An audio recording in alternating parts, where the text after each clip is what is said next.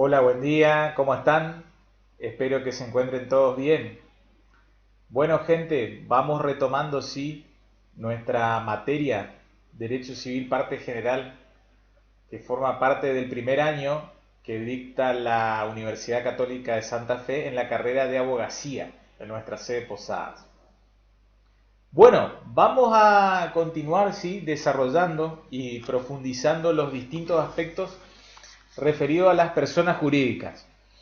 Sí, la clase anterior había quedado en claro que nuestro bloque temático, sí, de personas jurídicas abarca tanto la bolilla 11 como la 12, ¿sí? Y habíamos anticipado que esta bolilla 11 en cierta manera es una unidad introductoria al mundo de las personas jurídicas, ¿está? Es como si fuera a su vez una parte general para personas jurídicas. Y en la bolilla 12 estudiamos en particular, ¿sí? Tanto a la asociación civil, a las simples asociaciones como a las fundaciones. ¿Estamos? Bien, retomando algunas ideas centrales que dejamos, digamos, de manifiesto en la clase anterior.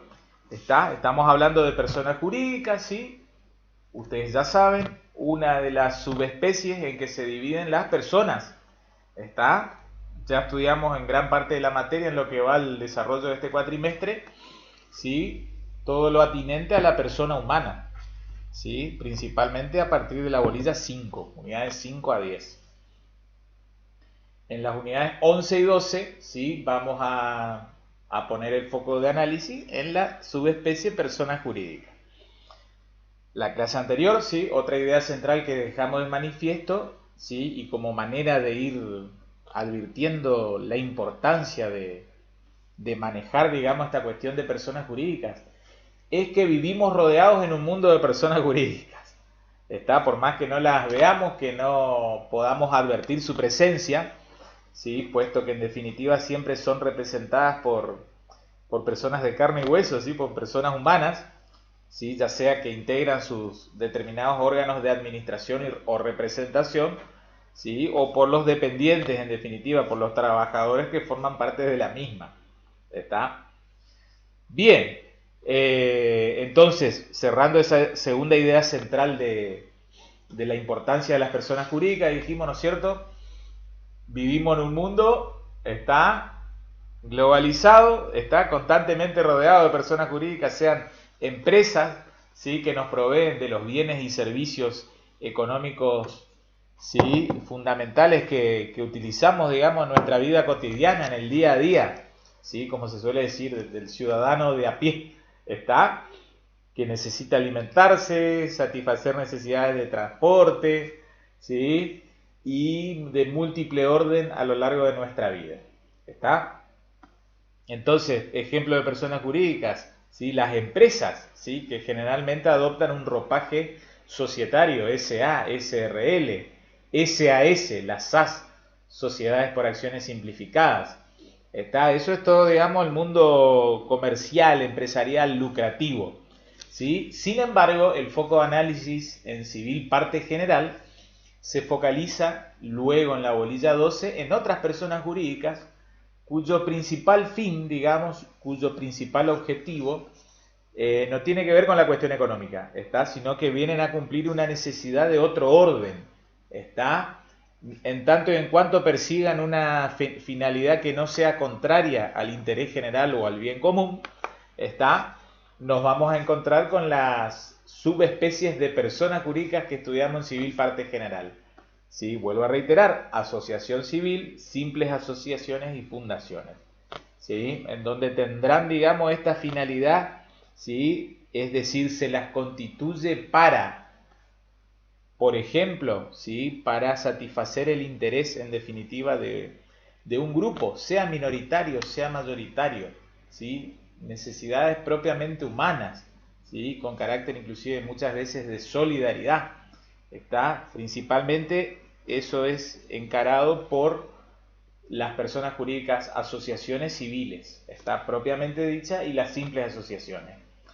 Luego existen otros objetivos, así como el adelanto en la ciencia, la promoción de la investigación, ¿sí? El dictado de carreras universitarias y terciarias, ¿sí? Y esto estará en cabeza de las denominadas fundaciones, ¿sí? Que después estudiaremos cómo se constituyen, ¿sí? Cuáles son los lineamientos que establece el sistema normativo nacional. ¿Está? Entonces, sí, habíamos estudiado, ¿no es cierto?, la clase anterior, y los invito a que de a poco vayamos entrando tanto a la letra del programa como a la del código, ¿sí?, como guía valedera para el desarrollo de la clase de hoy, ¿sí? Y entonces nos metemos concretamente en el programa de nuestra materia, ¿sí?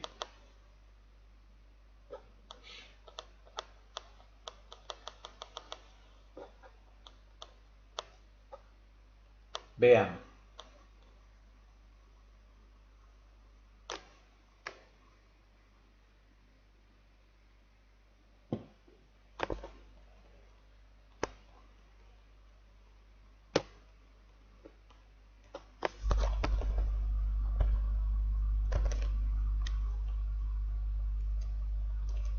Ahí estamos en la unidad 11, ¿sí?, referida a personas jurídicas. Y la clase anterior habíamos iniciado justamente ese bloque de tema con la cuestión de su importancia en la vida social, ¿sí? Y luego pasamos al análisis del concepto de persona jurídica, ¿está? Y habíamos advertido, ¿sí?, manifestamos que a diferencia del código de don Dalmacio Vélez Sarsfield, ¿sí?, que rigió desde el 1 de enero de 1871 hasta el 31 de julio del 2015, este Código Civil y Comercial define a la persona jurídica y no a la persona humana. En cambio, el Código de Vélez definía a la persona humana y no a la jurídica. ¿Está? Esto a la inversa define a la jurídica y no a la humana. El viejo código sí a la humana y no a la jurídica. ¿Está? Entonces retomemos este concepto de persona jurídica, ¿sí? Vamos a ubicarnos en la letra del propio Código Civil y Comercial, ¿sí? Estamos trabajando en el libro de parte general, libro primero, metodológicamente hablando, ¿sí?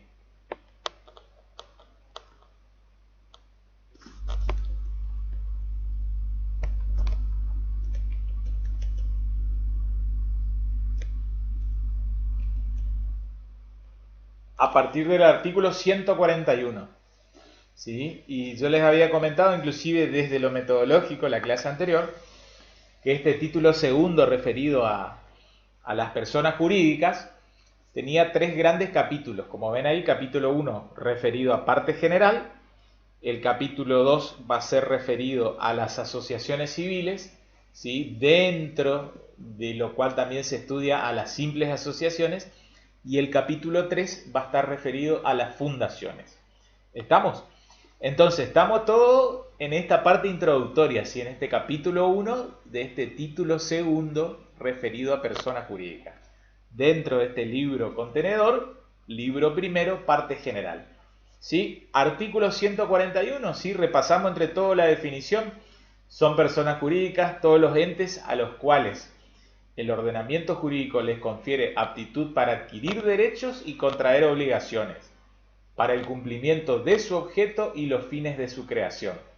¿Está? Habíamos dicho en la clase anterior, este concepto se asemeja en cierta manera a la definición inclusive que traía el código de Don Vélez de persona en general, ¿sí? Vuelvo a reiterar, el código de Don Vélez definía a la persona en general y a la persona humana, no a la persona jurídica. Cuando definía a la persona en general sin distinción, digamos, o alusión a alguna de sus especies, ¿sí? El código de Don Vélez, Sarsfield, definía a la persona como todo ente susceptible de adquirir derechos y contraer obligaciones.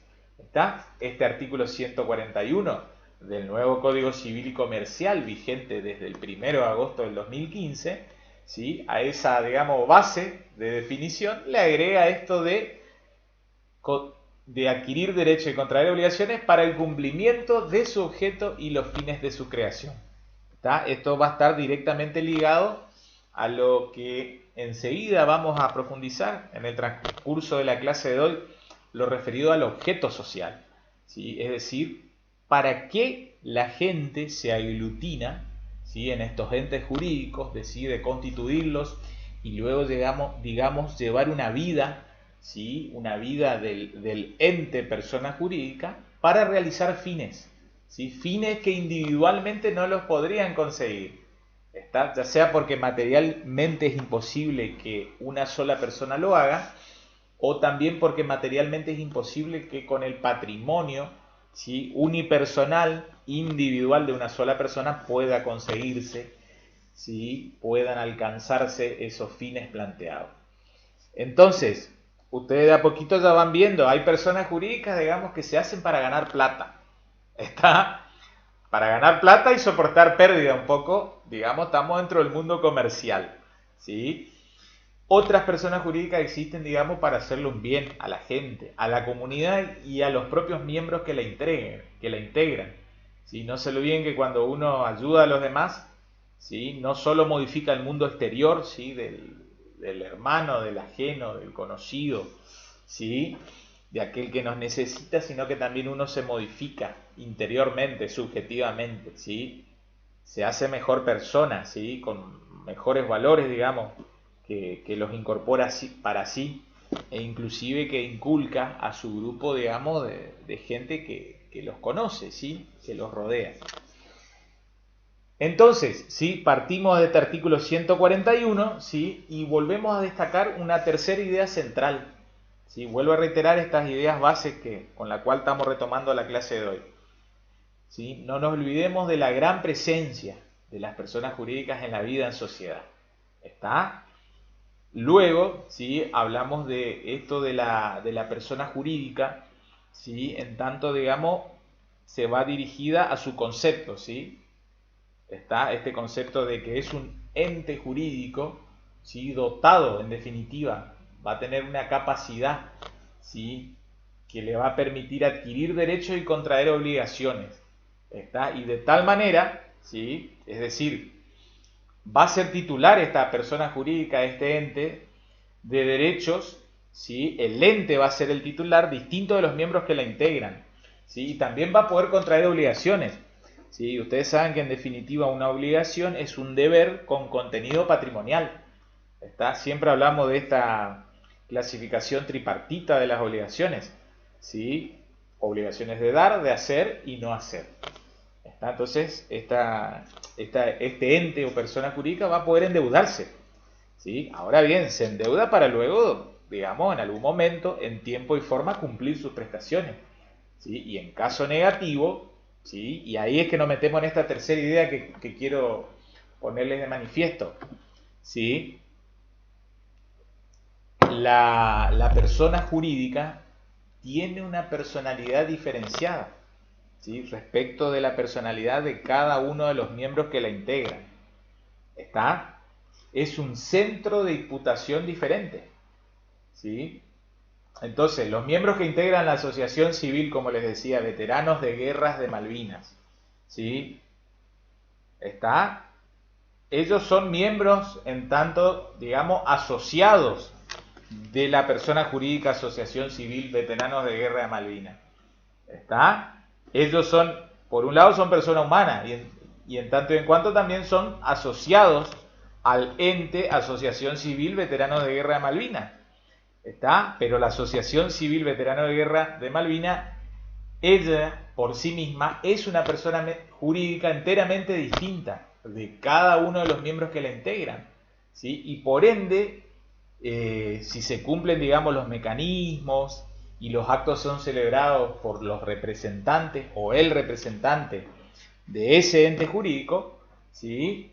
No se olviden que más allá de que hablamos de entes ficticios o ideales, siempre hay una persona humana que detenta u ostenta la representación de la sociedad, es decir, con los actos que lleva adelante o con los hechos en definitiva, ¿sí?, compromete al ente jurídico, no se compromete a sí mismo. Supongamos el presidente de la comisión directiva de la Asociación Civil Veterano de Guerra de Malvinas, ¿sí?, va y celebra un contrato de locación en carácter de inquilino, ¿sí?, hablando con mayor propiedad, en carácter de locatario. ¿Está? El locador es el dueño, vulgarmente hablando.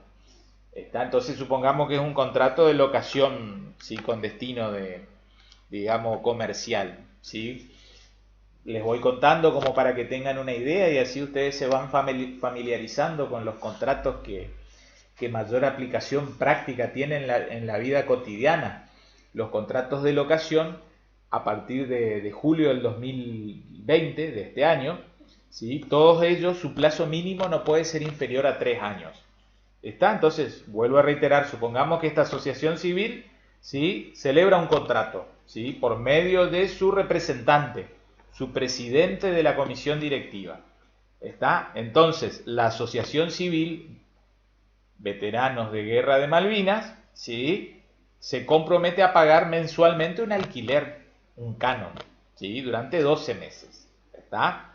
Entonces, cada mes va a tener que abonar, ¿sí? Una cuota, digamos, sea un pago bancarizado o un pago en dinero en efectivo, conforme los términos del contrato.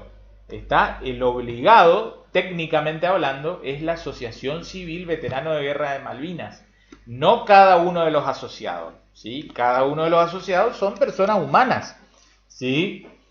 Personas humanas que ellos mismos tienen sus propios atributos de la personalidad: capacidad, nombre, estado, domicilio y patrimonio, ¿sí? Y nos interesa, digamos, de sobremanera, es decir, de manera muy importante, muy trascendente, el atributo patrimonio, ¿sí? El obligado al pago es la asociación civil, ¿sí? Supongamos el dueño de ese local, entonces no puede, en caso de, digamos, de reclamar el pago, ¿sí? Habitual, en tiempo y forma, no puede llegar al patrimonio de los asociados. ¿Por qué? Porque es un ente con personalidad jurídica diferenciada, ¿sí? Y el principal aspecto en que se nota esa personalidad jurídica diferenciada tiene que ver con el patrimonio, ¿sí? Y el patrimonio, de a poquito ustedes se van a ir familiarizando con esto, es la garantía común de los acreedores. ¿Qué significa esto, digamos? Hoy la fuerza, digamos, entre comillas, del derecho no es como, digamos, los albores, en la génesis del derecho civil, del derecho privado, ¿sí? Hablamos de la época del derecho romano, ¿sí? En el derecho romano, ¿sí? Cuando el deudor no pagaba, ¿sí? Hasta el acreedor podría, digamos, llegar a castigarlo, ¿sí? A maniatarlo, en definitiva, digamos, darle un tratamiento de indignidad humana, ¿sí? Hasta lo podía, digamos, dejar desnudo. De allí que viene esa frase, que por ahí algunas madres o abuelas de ustedes dicen: se fue con una mano atrás y una de adelante.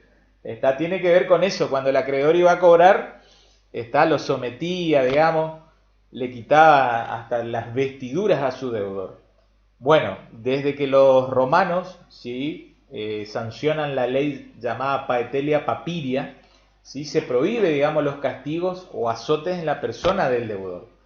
¿Está? Entonces, ¿cuál va a ser la garantía para el acreedor? El acreedor siempre va a poder cobrarse de los bienes de su deudor, ¿sí? Y allí entonces nace esta noción muy importante en el derecho civil, que es la del patrimonio, ¿está? Que ustedes van a estudiar en la bolilla 14, ¿sí? Referida al patrimonio. Esa es la gran función del patrimonio, la función de ser garantía común de todos nuestros acreedores, ¿sí? ¿Y qué es lo que es nuestro patrimonio? Es el conjunto de nuestros bienes, ¿sí? Supongamos una persona tiene una chacra en Candelaria, un departamento en la costanera de Posada, tiene una camioneta digamos, de paseo y una motocicleta. Esos 4 bienes conforman su patrimonio. Él tiene múltiples, digamos, relaciones jurídicas, algunas contractuales, otras extracontractuales. Vayamos a las contractuales. Él, supongamos, esa persona jurídica tiene que pagarle a sus proveedores que le envían bienes desde otra provincia, ¿sí? Tiene, digamos, deudas tributarias con la ex Dirección General de Renta, que les cuento que en Misiones ahora se llama ATM, Agencia Tributaria de Misiones. Es, digamos, el órgano fiscal que recauda los impuestos, ¿sí? Y a nivel nacional hablamos de la AFIP, Administración Federal de Ingresos Públicos. Entonces, tiene varios acreedores. Si él incumple, cualquiera de esos acreedores pueden agredir, entre comillas, su patrimonio. Ya no pueden venir a someterlo, ¿sí? A darle un tratamiento vejatorio, indigno. ¿Está?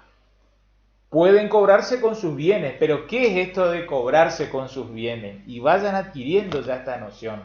Porque me pasa que a veces cuando tratamos las materias en otros años más adelante en la carrera, como que no quedó claro la función del patrimonio como garantía común de los acreedores. ¿Sí? Y ahí uno hace un mea culpa. ¿Será que no fui claro en su momento, en un primer año? ¿Sí? Es cierto que en un primer año uno viene muy fresquito todavía, ¿sí? La mayoría de ustedes están saliendo de un colegio secundario, ¿sí? Y de a poco empiezan a advertir, digamos, los caracteres de la vida cotidiana, de la vida real. Vean, ¿qué quiero, digamos, que ustedes se lleven de civil parte general, en concreto cuando estudien esa bolilla 14? Pero entender esa bolilla 14 sirve para entender esta bolilla de personas jurídicas. ¿Qué significa esto de patrimonio como garantía común de los acreedores? Que si el deudor no paga, ¿sí? ¿Qué es agredir?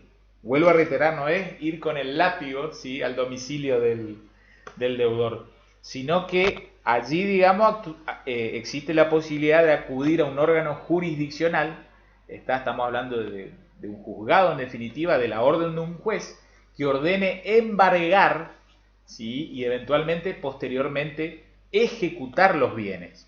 ¿Sí? ¿Qué es ejecutar los bienes? Sacar a la venta o subasta pública, ¿sí? Subasta judicial para su adquisición al mejor postor. ¿Sí? Es decir, uno embarga alguno de esos bienes, supongamos el departamento de la Costanera o la camioneta, ¿sí? Una Pickup 4x4, el modelo que ustedes quieran. Imagínense, ¿qué significa? Embargar y posteriormente ejecutar. Embargar es anotar la orden del juez en el registro. Supongamos es del departamento de la Costanera, eso hay que inscribirlo en el registro de la propiedad inmueble. ¿Sí? Supongamos es sobre la Pickup 4x4, eso hay que inscribirlo en el registro de la propiedad automotor. ¿Está? ¿Y qué es lo que uno gana al embargar? ¿Qué derecho o facultad gana el acreedor que embarga? Obtiene digamos, una preferencia en el cobro, porque el sistema funciona así. El que no paga entonces, ¿sí? Eventualmente se le embargan los bienes. Se le plantea el juicio de cobro, ¿sí? Lo que se denomina un juicio ejecutivo, digamos por la vía más rápida, ¿sí? Más expedita. Cuando hay una sentencia, digamos, de pago en definitiva, y embargo, ¿sí? Es una orden del juez que ante el no pago, ¿sí? Se embarga, ¿sí? Si no cumple, digamos, ante la primera requisitoria judicial, procederá la orden de embargo. Ese embargo se anota en uno y otro registro, ¿está? Y eventualmente, si sigue, digamos, la misma conducta del deudor, en algún momento se procede a la subasta judicial. Es decir, la venta al mejor postor. ¿Sí? Ahí interviene un martillero público, ¿sí? Que saca la cosa en remate. ¿Sí? Supongamos el departamento de la Costanera. Y ese remate tiene una base, ¿sí? Es decir, un precio mínimo a partir del cual se efectuarán distintas ofertas, ¿sí? Por los oferentes en remate. La mejor oferta, digamos, el martillero baja el martillo, ¿sí? Y queda concretada la venta judicial del bien.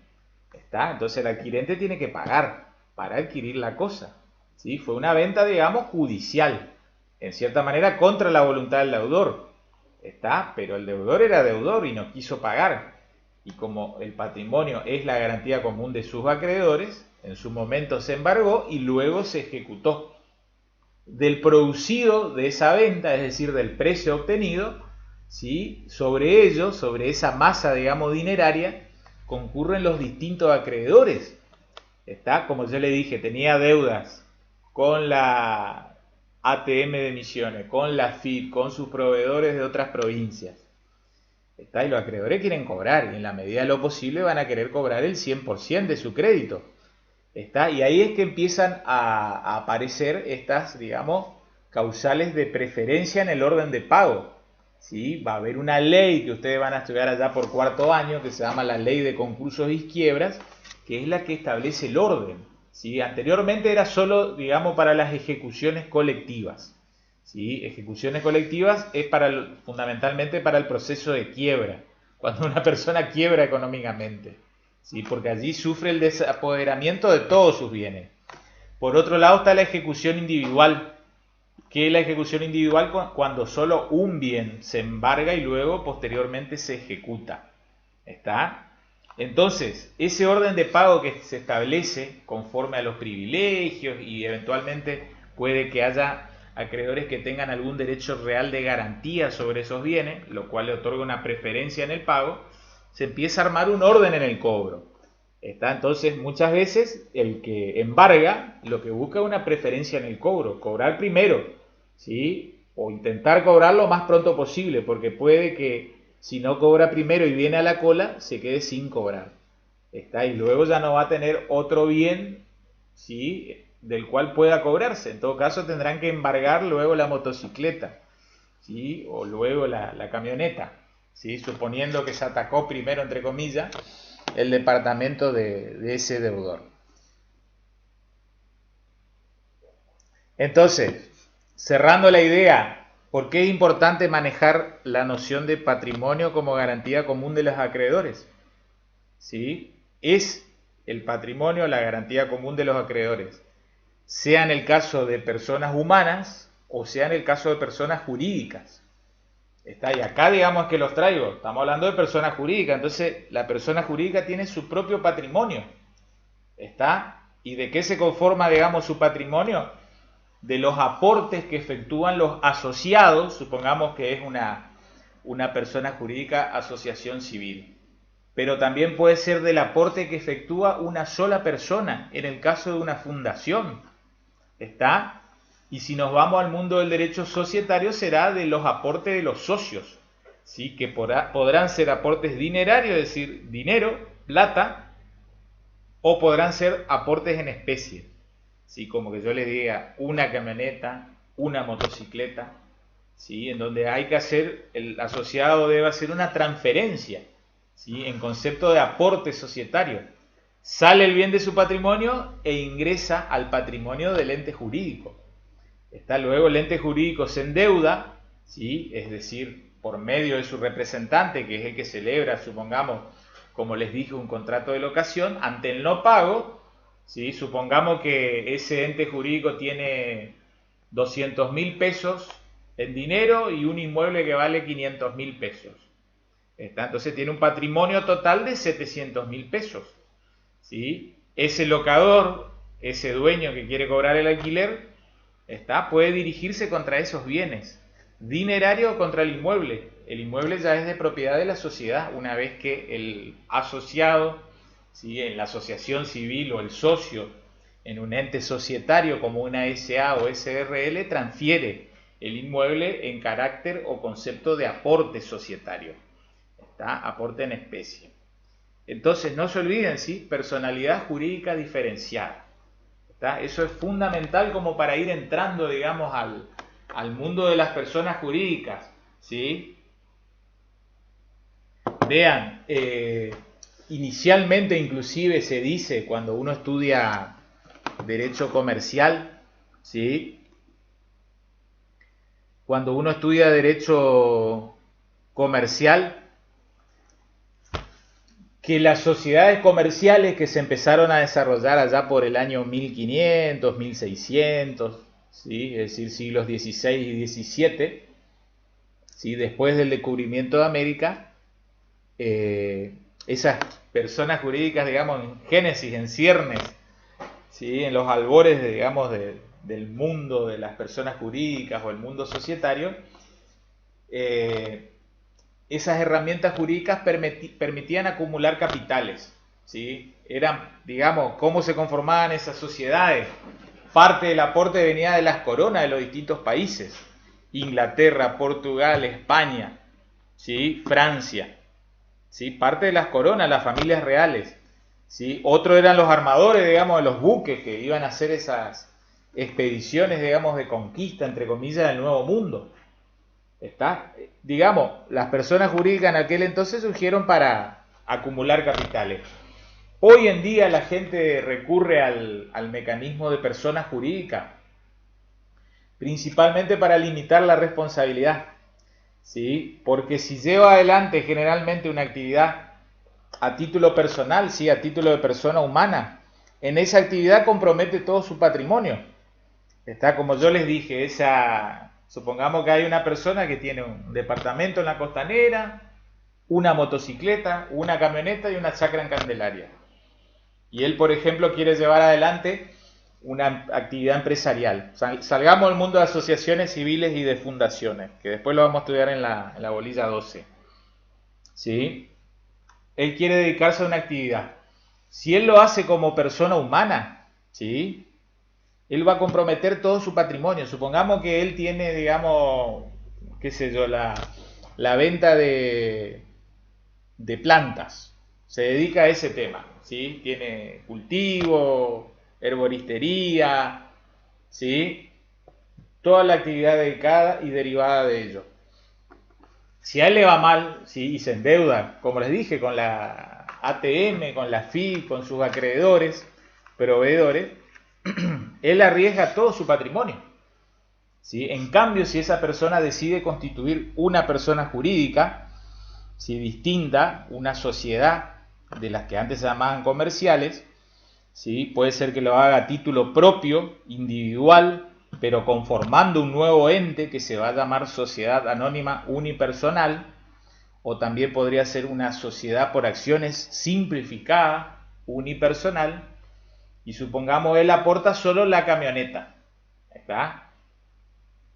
Y hace la transferencia de dominio a favor de la persona jurídica que constituyó, ¿está?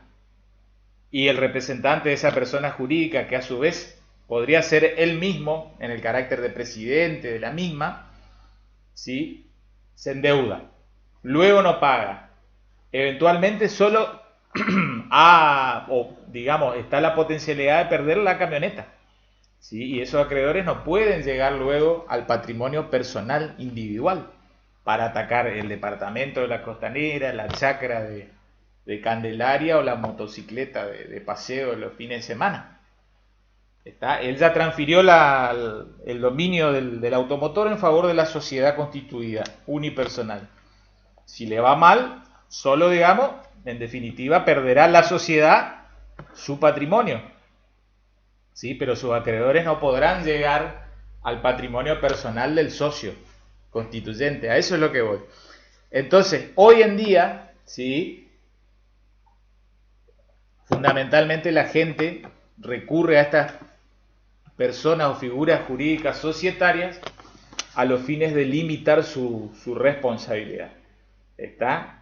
Entonces logran ese centro de imputación diferenciada que, digamos, pone orden a sus vidas, ¿sí? Porque, digamos, es de necio intentar arriesgar individualmente, exponer, digamos, todo su patrimonio frente a la posible agresión, digamos, entre comillas, o ataque de los acreedores de esa persona.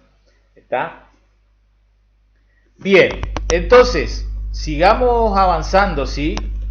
Esto de inoponibilidad de la persona jurídica que ustedes lo ven allí en el 144, permítanme, yo lo voy a, digamos, a dejar para más adelante, ¿sí?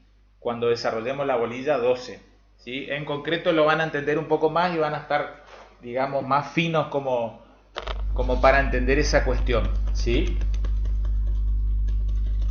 Retomo otra idea también que hablamos la clase anterior, ¿sí? La clasificación de las personas jurídicas, ¿sí?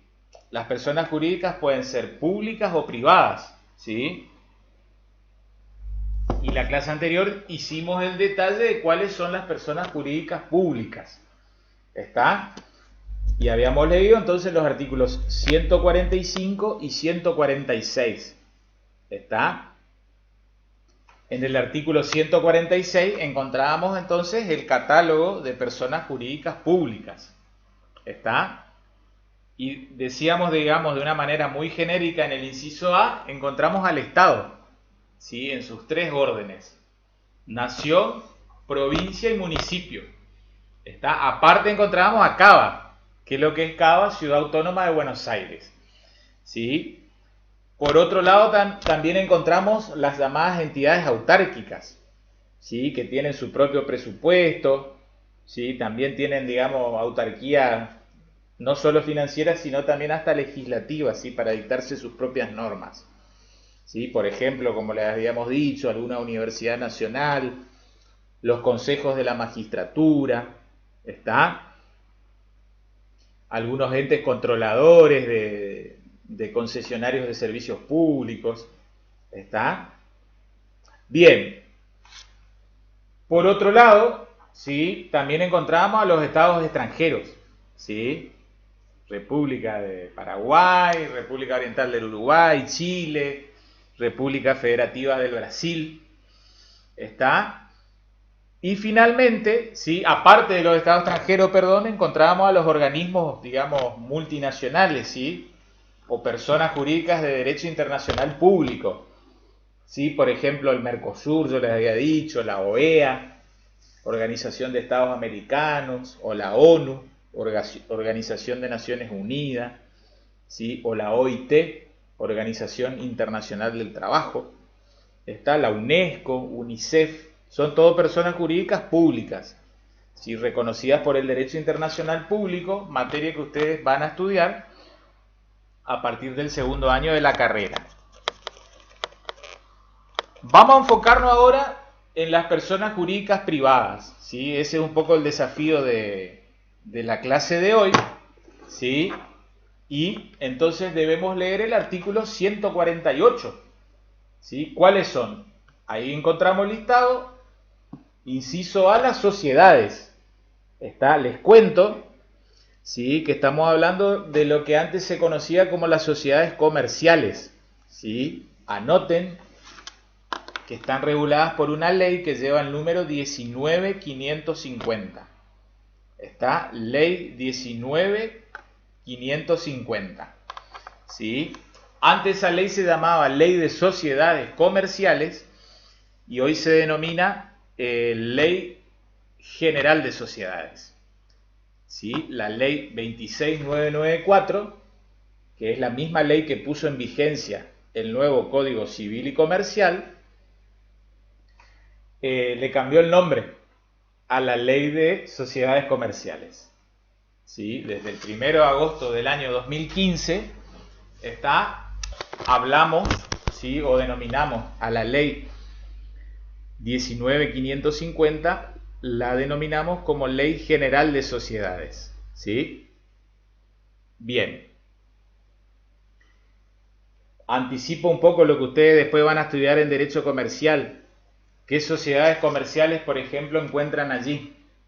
¿Sí? Encuentran a las sociedades anónimas, a las sociedades de responsabilidad limitada, ¿sí? También a la sociedad colectiva, sociedad de capital industria, ¿sí? A la sociedad comandita simple, a la sociedad comandita por acciones. Estamos en presencia de personas jurídicas privadas, como tales. Bien, entonces vean.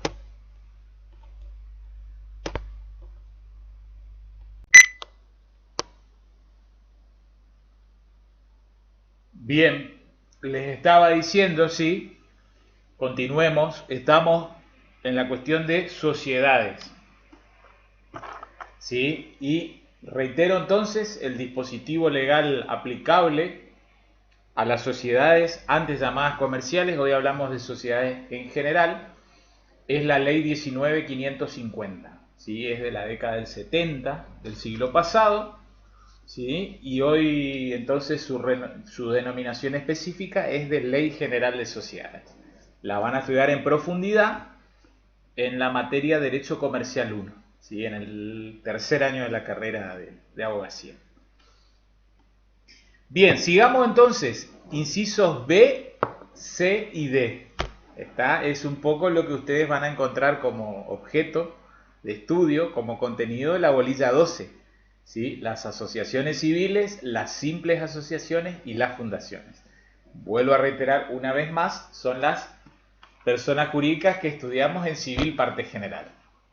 Sociedades vamos a estudiar en profundidad y en detalle en la materia Derecho Comercial 1. Inciso letra E, iglesias, confesiones, comunidades o entidades religiosas. ¿Está? Acá estamos hablando de iglesias por fuera de la Iglesia Católica. ¿Sí? La Iglesia Católica tiene su especial reconocimiento. ¿Está? Esto ya viene, digamos, de raigambre constitucional. Ustedes lo van a estudiar inclusive en profundidad en la materia de Derecho Constitucional en el segundo año de la carrera de abogacía. ¿Sí? Entonces, Iglesia Católica es persona jurídica pública. ¿Sí? Por otro lado, las demás iglesias, ¿sí? Los demás cultos, integran, digamos, la tipología de persona jurídica privada. Estamos hablando de iglesias, confesiones, comunidades o entidades religiosas, por fuera de la Iglesia Católica. Bien, luego además las mutuales, ¿sí? Que también se las estudia en profundidad en el Derecho Comercial 1. Inciso letra G, las cooperativas. Está en una provincia con matriz económica, digamos, primaria, agrícola, ganadera, forestal, ¿sí? Y digamos, muchos de ustedes que viven en ciudades y localidades de nuestra hermosa provincia, ¿sí? Deben conocer la vida de las cooperativas, hasta a veces con alguna importancia, digamos, hasta superior al ente jurídico municipio, ¿sí? Que estamos en presencia de, si hablamos del municipio, de otra persona jurídica pública, ¿sí? El Estado en su tercer nivel. Bien, las cooperativas, vaya que si tienen importancia en la provincia de Misiones. ¿Estamos? Bien, lo van a estudiar, reitero una vez más, en Derecho Comercial. Inciso letra H, el consorcio de propiedad horizontal. ¿Sí? En este caso, ¿sí? Lo que estamos analizando en definitiva es una persona jurídica que viene, digamos, anexa o que nace, digamos, con la constitución de un derecho real. ¿Sí? De a poquito van a ir aprendiendo qué es lo que son los derechos reales. ¿Sí? Puede que algo ya hayan hablado, digamos, quizás con Francisco en la bolilla 4, cuando hacían la clasificación de los derechos reales. En definitiva, una clasificación más amplia de los derechos patrimoniales. ¿Sí? Recuerden que los derechos subjetivos, ¿sí? Por su contenido se pueden subdividir en derechos, digamos, subjetivos patrimoniales y por otro lado derechos subjetivos extrapatrimoniales. Dentro de los derechos subjetivos patrimoniales encontramos a los derechos personales, a los derechos reales y a los derechos intelectuales. ¿Sí? Dentro de la subclasificación de derecho subjetivo extrapatrimonial, es decir, sin valoración o apreciación económica, encontramos a los derechos de familia, a los derechos de personalísimo o de la personalidad y a los derechos de disposición sobre el propio cuerpo. ¿Está? Retomamos entonces el hilo narrativo del derecho subjetivo patrimonial, ¿está? Que tiene contenido económico. Y ahí es que encontramos, digamos, como subclasificación, como subespecie a su vez, a los derechos reales. ¿Está? Y cuando hablamos de los derechos reales, hablamos de los derechos que tienen las personas, sean estas humanas o jurídicas, sobre las cosas. ¿Está? Fundamentalmente el objeto de los derechos reales van a ser cosas. Excepcionalmente, y cuando la ley así lo permita, podrán ser derechos. ¿Está? Pero tradicionalmente hablamos del derecho sobre las cosas, ¿sí? Esa relación directa e inmediata, ¿sí? Que hay sobre una cosa, por ejemplo, una cosa mueble, ¿sí? Hay cosas muebles, digamos, muy simples, muy sencillas, ¿sí? Se las denomina no registrables, como por ejemplo un celular, una computadora, una net, un node, una tablet, un órgano, digamos, como instrumento musical, un horno microondas, una heladera, un lavarropa, ¿está? Pero también hay cosas muebles registrables, ¿está? Que tienen un mayor valor, como los automotores, ¿sí? Los buques o barcos y las aeronaves, ¿está? Y también encontramos, por otro lado, cosas inmuebles, ¿está? Quizás con la mayor valoración económica, ¿sí? Inmuebles, terrenos, casas, departamentos. Bien, entonces, ¿qué son los derechos reales? Es ese catálogo, digamos, de derechos reales, ¿sí? Que se pueden constituir sobre las cosas. El más importante es el dominio, ¿sí? Es, digamos, cuando hay un solo propietario titular sobre una cosa. Pero también está el condominio. En ese caso, digamos, hay también una sola cosa, pero cotitularidad, es decir, la presencia de dos o más titulares, que se llaman condóminos. Entonces, hay un artículo del Código Civil que lo van a estudiar luego cuando estudien Derecho Real allá por el cuarto año de la materia, de la carrera. Hay un artículo que trae el listado, el catálogo, el menú, digamos, de derechos reales.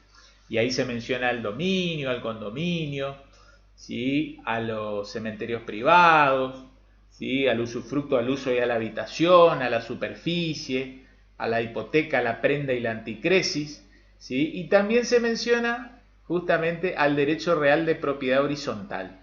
¿Qué es el derecho real de propiedad horizontal? Para que ustedes se hagan una idea muy básica, ¿sí? Es un derecho real que se ejerce en definitiva sobre unidades funcionales, ¿sí? Como que yo les diga, departamentos, locales comerciales, de edificios en altura, como así también, no necesariamente de edificios en altura, sino también sobre una planta o superficie.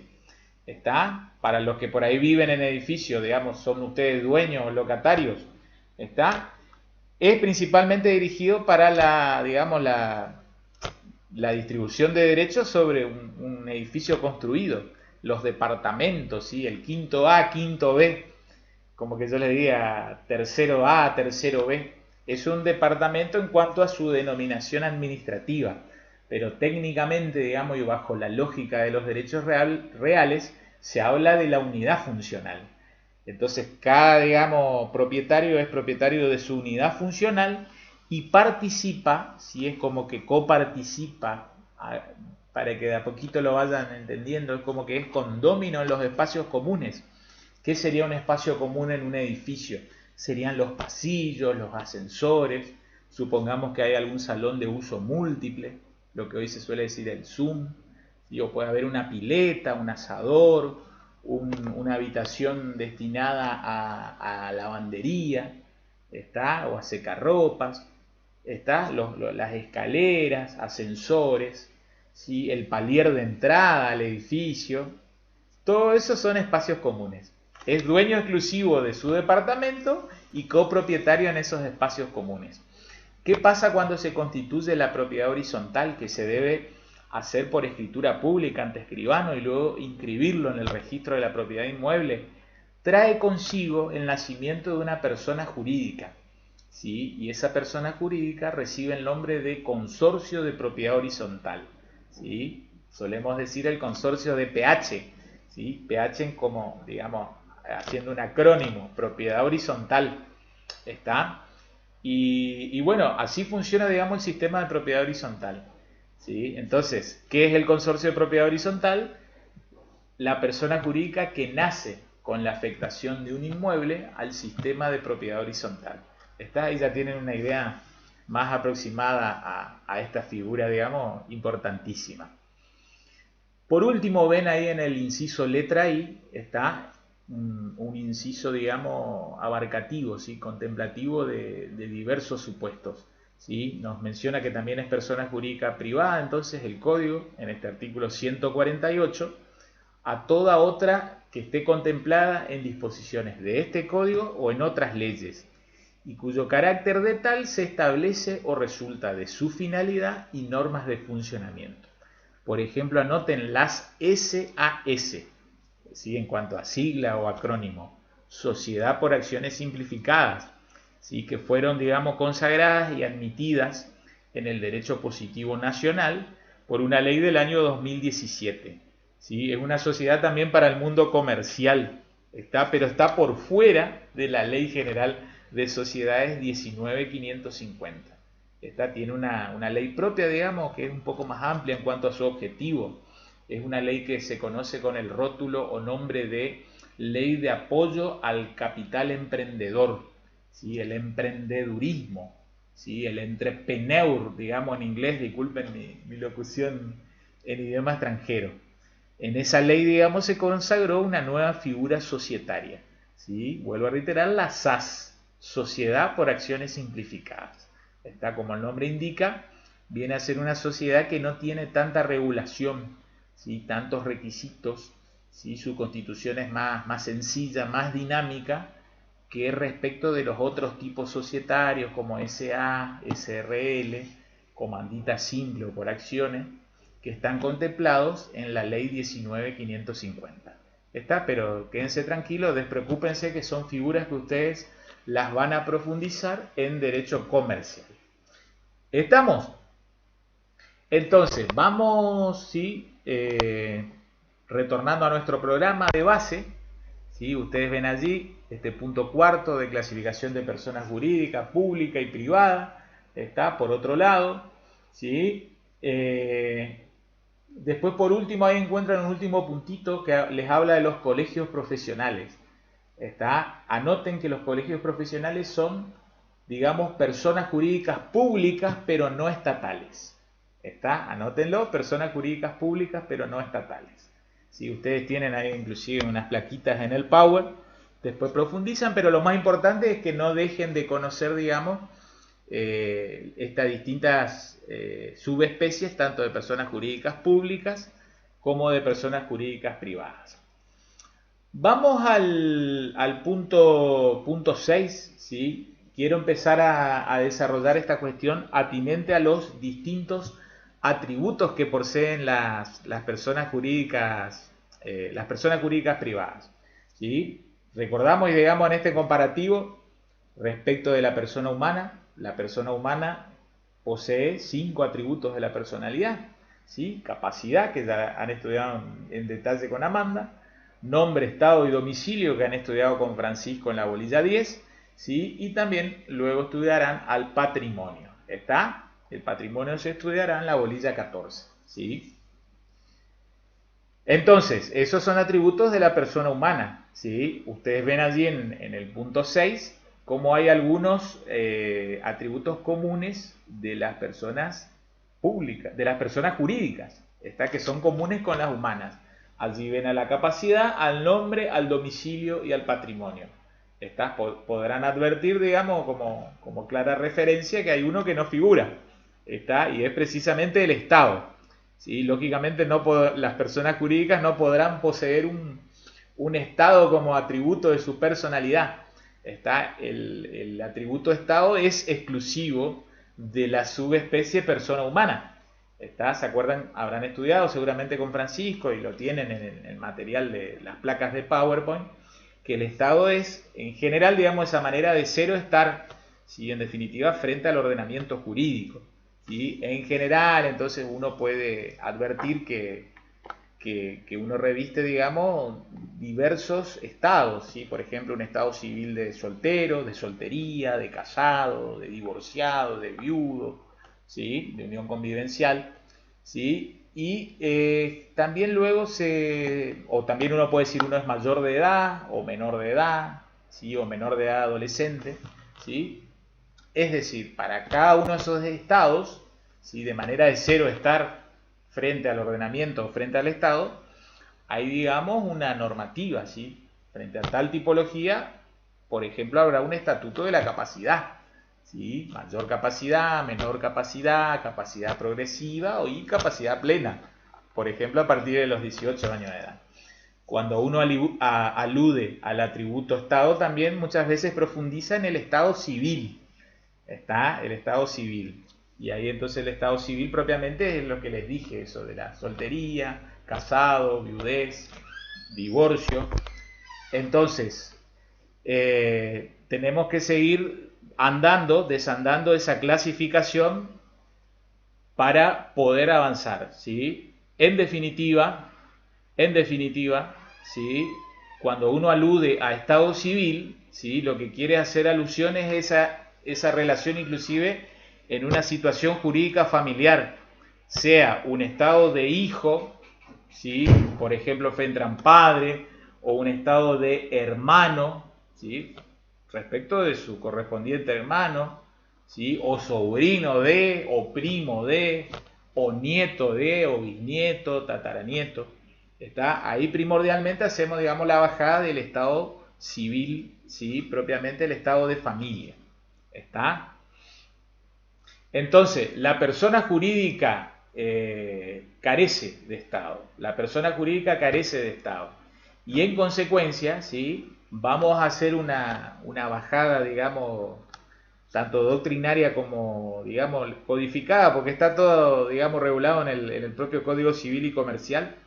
de los atributos, digamos, que tiene la persona jurídica en común con la persona humana. ¿Está? Bien, vamos a decir, vamos a ubicarnos en la letra del código, ¿sí? Ustedes ven allí que justo cuando en esta parte general o capítulo 1, ¿sí?, referido a las personas jurídicas, ¿sí?, yo le vuelvo a reiterar, cuando el Código Civil y Comercial regula a la persona jurídica privada, ¿sí?, regula en 3 grandes capítulos. Capítulo 1, digamos, parte general. Capítulo 2, asociaciones civiles. Y capítulo 3, fundaciones. Estamos todavía dentro del capítulo 1, viendo en general todo lo aplicable a la persona jurídica privada. ¿Está? Entonces, vamos a estudiar ahora los atributos de las personas jurídicas, ¿está?, que comienzan a partir del artículo 151. ¿Sí? Si ustedes lo ven allí, les muestro un rápido vistazo, van a ver que se regula todo lo atinente al nombre, al domicilio, ¿sí?, lo están viendo allí, al patrimonio, ¿está? Pero, por ejemplo, en particular no van a encontrar algo expreso o manifiesto de capacidad, ¿sí? A ver, ustedes ya saben que la capacidad en general, ¿sí?, la capacidad en general es entendida como esa aptitud, ¿sí?, ya sea para ser titular de derechos y obligaciones o en esa posibilidad del ejercicio por sí mismo. Y eso es lo que los lleva a subclasificar a la capacidad en capacidad de hecho o de ejercicio y en capacidad de derecho. ¿Está? Desde el punto de vista de la capacidad de hecho o de ejercicio, lógicamente, si uno hiciera un encuadre técnico profundizado, pero que no viene al, digamos, tanto al, digamos, no nos soluciona nada en esta cuestión. ¿Por qué? Porque queda claro que estamos en presencia de entes ideales o ficticios, ¿está? Entonces siempre van a requerir, digamos, de la representación por parte de personas humanas, ¿está? Entonces, si uno pudiera decir algo, podría decir, bueno, es incapaz de ejercicio, ¿está? Entonces requiere necesariamente de un representante. ¿Qué es lo que pasa? En materia de persona jurídica, ¿sí?, lo que existe es una representación de tipo orgánica, ¿sí? Las personas jurídicas, de a poco vamos a ir estudiando, poseen una estructura orgánica, poseen órganos que llevan adelante, en definitiva, la vida del ente persona jurídica. ¿Está? Entonces, por ejemplo, les cuento, ¿sí?, en la asociación civil, ¿sí?, hay un representante y va a ser el presidente del órgano comisión directiva. ¿Está? Vuelvo a reiterar, en la asociación civil hay un órgano que se llama comisión directiva y dentro de esa comisión directiva hay un presidente, ¿sí? Es lo que yo les ponía el ejemplo el otro día, ¿sí?, por ejemplo, del Club Atlético River Plate, ¿sí?, Rodolfo Donofrio, ¿sí?, o el doctor Ameale en el Club Atlético Boca Juniors. ¿Está?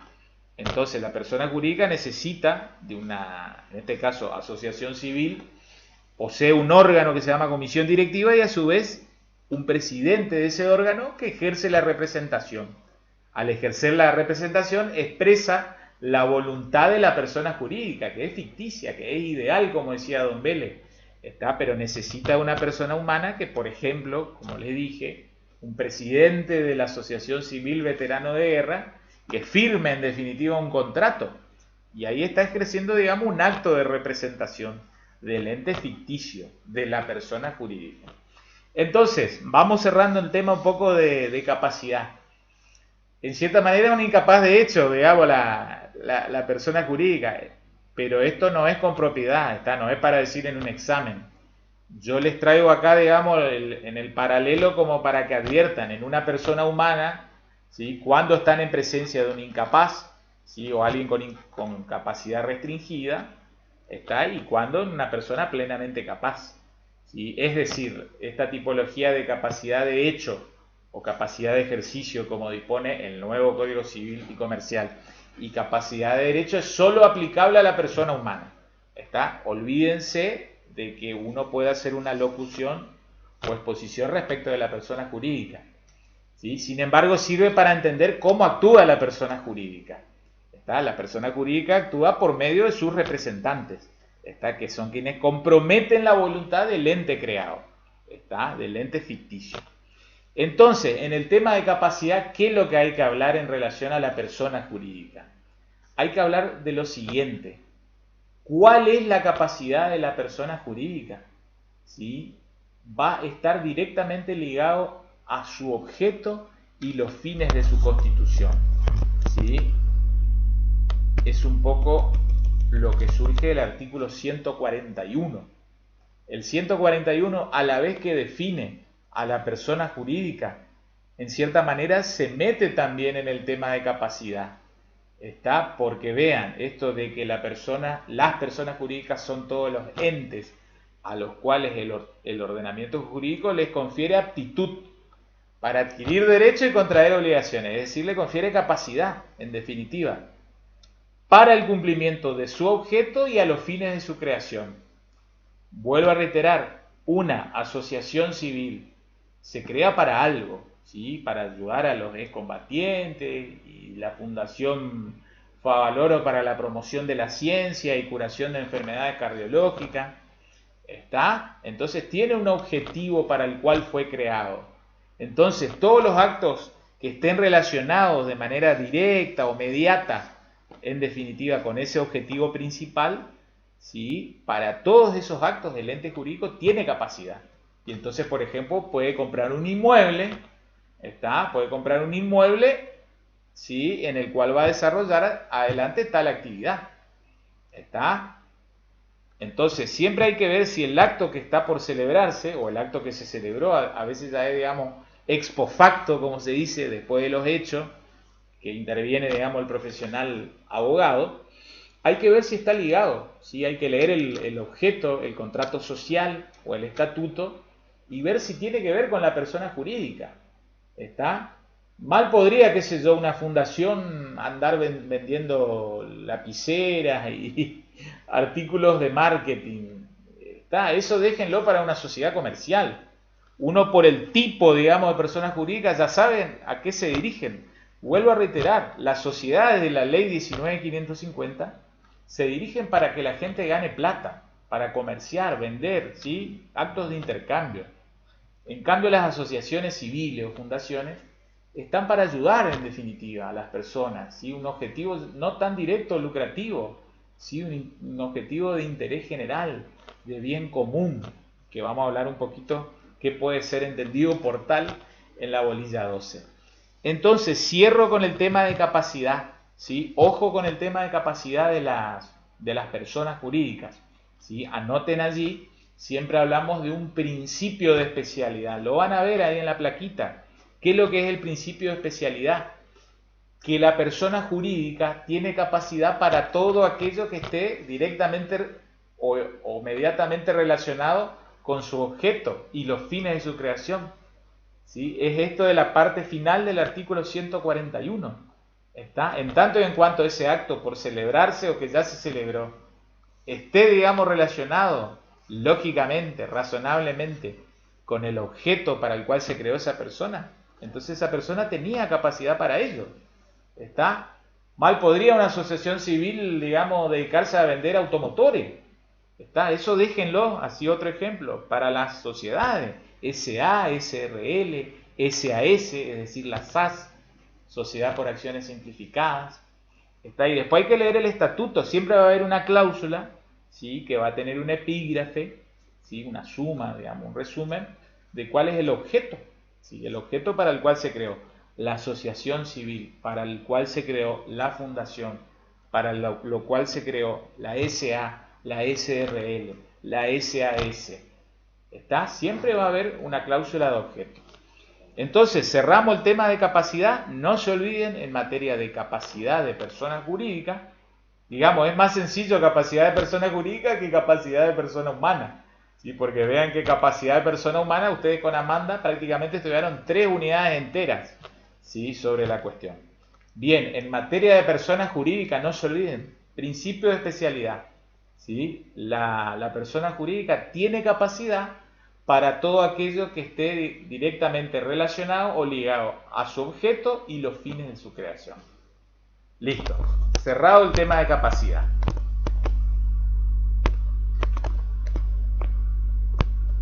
Vayamos al siguiente atributo, ¿sí? Después de capacidad, ustedes estudiaban en persona humana, ¿sí? En la bolilla 10, estudiaron con Francisco la cuestión de nombre, ¿sí? Nombre en persona humana, ¿sí? El nombre en materia de persona jurídica es un poco más sencillo, ¿sí? Ahí ustedes lo ven, artículo 151. Cada persona jurídica también va a tener su nombre. Ven ahí 151, bajo el epígrafe de nombre, la persona jurídica debe tener un nombre que la identifique como tal, con el aditamento indicativo de la forma jurídica adoptada. Esto es lo que ustedes por ahí escuchan. California S.A., Sociedad Anónima. La Cachuera S.A., ¿sí? Electromisiones S.R.L., o como les dije, Asociación Civil Veterano de Guerra de Malvinas.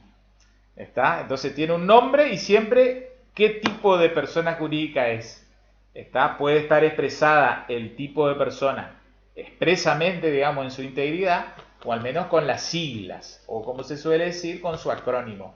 SA, SRL, SAS, en vez de escribir todo fundación, punto seguido. O en vez de asociación civil, ASOC CIV. Pero siempre que, digamos, tenga, un nombre de fantasía, siempre el aditamento del tipo o forma jurídica adoptada. Después también les trae esto de que persona jurídica en liquidación, ¿sí? Ya vamos a estudiar que la liquidación es una etapa post disolución, ¿sí? Recuerdan que habíamos dicho el paralelo en persona jurídica, ¿sí? Respecto de la persona humana, que el fin de la existencia es la muerte.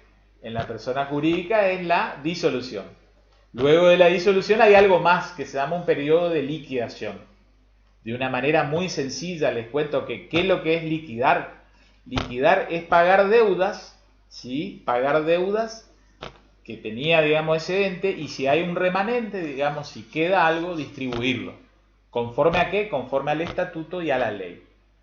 Allí nos dispone el 151 que la persona jurídica en liquidación debe aclarar esta circunstancia en la utilización de su nombre, ¿sí? Supongamos entonces que originariamente era Asociación Civil Veteranos de Guerra, y así se, digamos, hacía identificar esa persona jurídica en los medios, en la radio, en internet, en los contratos, ¿sí? Si se disuelve y está en etapa en liquidación, en los contratos, en los medios, lo que fuere, va a tener que hacerse identificar con el aditamento en liquidación. ¿Estamos? Vean, otro párrafo del 151. El nombre debe satisfacer recaudos de veracidad, novedad y aptitud distintiva, ¿sí? Tanto respecto de otros nombres como de marcas, nombres de fantasía u otras formas de referencia a bienes o servicios, se relacionen o no con el objeto de la persona jurídica. ¿Qué es lo que pasa cuando uno va a empezar a, ya sea o registrar o pedir autorización estatal para funcionar? Después vamos a ir haciendo esa bajada. ¿Qué clases de personas jurídicas tan solo se registran y qué otras necesitan autorización estatal para funcionar? ¿Sí? Yo ya en cierta manera le anticipé la clase pasada, no se olviden. Requieren autorización estatal para funcionar, por ejemplo, las asociaciones civiles y las fundaciones. Sociedades comerciales de la ley 19.550, en definitiva, ellas no requieren autorización estatal para funcionar, o reconocimiento estatal, como dicen otros, sino que tan solo requieren una registración, ¿sí? Pero vuelvo a poner de manifiesto que no es lo mismo autorización estatal para funcionar que registración. ¿Qué es lo que pasa entonces en relación al atributo nombre?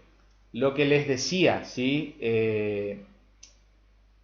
Siempre, digamos, hay una máxima en el derecho, en el mundo del derecho, un aforismo, una locución latina que dice prior tempore potior injure. ¿Qué significa eso? El que está primero en el tiempo es más poderoso en su derecho, ¿sí? Para que no haya confundibilidad, digamos, entre las distintas personas jurídicas, el que primero registra un nombre, ¿sí? Después si hay otro ente o persona jurídica que quiere funcionar con el mismo nombre, no podrá hacerlo. Está a los fines de, digamos, de clarificar, de poner certeza en el mundo del derecho. Está que no compartan la misma, digamos, denominación o nombre. Está, entonces, digamos, el que primero registró, qué sé yo, la cachuera, el tornillo, SA, al menos dentro de lo que es la jurisdicción provincial, no podrá haber otro ente jurídico con el mismo nombre. Está para que no haya confusión, digamos, en la sociedad y en el mundo de los negocios y actos jurídicos. Está. Vean ahora en cuanto al tercer párrafo del 151, tiene que ver con esto de si se puede incluir un nombre de una persona humana, ¿sí? Para denominar a una persona jurídica. Les paso a leer el tercer párrafo. No puede contener términos o expresiones contrarios a la ley, el orden público o las buenas costumbres, ni inducir a error sobre la clase u objeto de persona jurídica. La inclusión en el nombre de la persona jurídica del nombre de personas humanas requiere la conformidad de estas, que se presume si son miembros. ¿Quedó claro? Entonces, nombre de persona humana se puede poner para la persona jurídica. En principio la respuesta es que sí, pero vamos a necesitar, digamos, de la autorización de esa persona humana, ¿sí? Autorización que se va a presumir, que el código va a presumir si es uno de los miembros. ¿Está? Es como que yo les diga, me junto con dos amigos más y conformamos Rubén Francisco Morós, Sociedad de Responsabilidad Limitada. Si yo soy uno de los socios, está, de Rubén Francisco Morós SRL, no hay problema. ¿Sí? La ley, el código presume de que yo presté mi autorización. Pero si entre nosotros tres queremos poner un nombre, Roberto Carlos Martínez, y Roberto Carlos Martínez no es socio, ¿sí? Al menos originario constituyente de ese ente o persona jurídica, ¿sí? Vamos a necesariamente tener que recabar la autorización de esa persona ajena a la persona que estamos por constituir. Finalmente, los herederos pueden oponerse a la continuación del uso si acreditan perjuicios materiales o morales. ¿Sí? En el caso de que se hubiese puesto el nombre de una persona humana, ¿sí? Y luego esa persona humana fallece. ¿Está? Cerrado el atributo nombre. Entonces ya sacamos capacidad y sacamos nombre. ¿Sí? Vamos al atributo domicilio. ¿Sí? ¿Se acuerdan la bolilla 10? Que estudiaron con Francisco, estudiaron nombre, estado, que no hay estado para la persona jurídica, pero sí estudiaron domicilio en el caso de persona humana. Vamos a ver qué dispone el código en materia de domicilio para la persona jurídica. Simple anticipo, y es un poco la idea con la cual ustedes deben quedarse. Comiencen a distinguir domicilio de sede social. ¿Sí? Domicilio, de una manera muy genérica, es como que yo les diga Posadas Misiones. ¿Está? Oberá Misiones. ¿Sí? Puerto Iguazú Misiones. ¿Sí? Ituzaingó Corrientes. ¿Sí? Rosario, provincia de Santa Fe. Eso es domicilio. ¿Sí? Como jurisdicción, como ámbito, digamos, geográfico, institucional. En cambio, sede alude a una dirección en concreto. Es como que yo les diga Roque González 890, ¿sí? De la ciudad de Posadas Misiones. ¿Sí? O que yo les diga Avenida Rademacher 3943. ¿Sí? O como que yo les diga calle Colón, 9º piso, letra C. Eso es dirección en concreto, que es equivalente a sede social. Vamos a leer el 152 entre todos. Vean. El domicilio de la persona jurídica es el fijado en sus estatutos o en la autorización que se les dio para funcionar. ¿Está? La persona jurídica que posee muchos establecimientos o sucursales tiene su domicilio especial en el lugar de dichos establecimientos solo para la ejecución de las obligaciones allí contraídas. El cambio de domicilio requiere modificación del estatuto. El cambio de sede, si no forma parte del estatuto, puede ser resuelto por el órgano de administración. ¿Sí? Finalmente, alcance del domicilio y notificación, el artículo 153, dispone, se tienen por válidas y vinculantes para la persona jurídica todas las notificaciones efectuadas en la sede inscripta. ¿Está? Entonces siempre va a ser lo más importante, sede inscripta. ¿Dónde? Y bueno, dependiendo del tipo de persona jurídica. ¿Sí? Hay personas jurídicas que van a tener que registrar, ¿sí? Registrarse originariamente ante un determinado ente. Otras van a tener que pedir autorización estatal, lo que ya les dije, asociaciones civiles y fundaciones. Y vamos a ver en ese caso ante qué ente. ¿Sí? Vamos cerrando la idea, ¿sí?, de la cuestión de domicilio. No se olviden, domicilio es entendido como lugar geográfico. ¿Sí? Basta indicar en el estatuto, sea una SA, una SRL, una asociación, una fundación. Muchas veces se establece en ese acto constitutivo y luego en alguna cláusula estatutaria esa denominación genérica.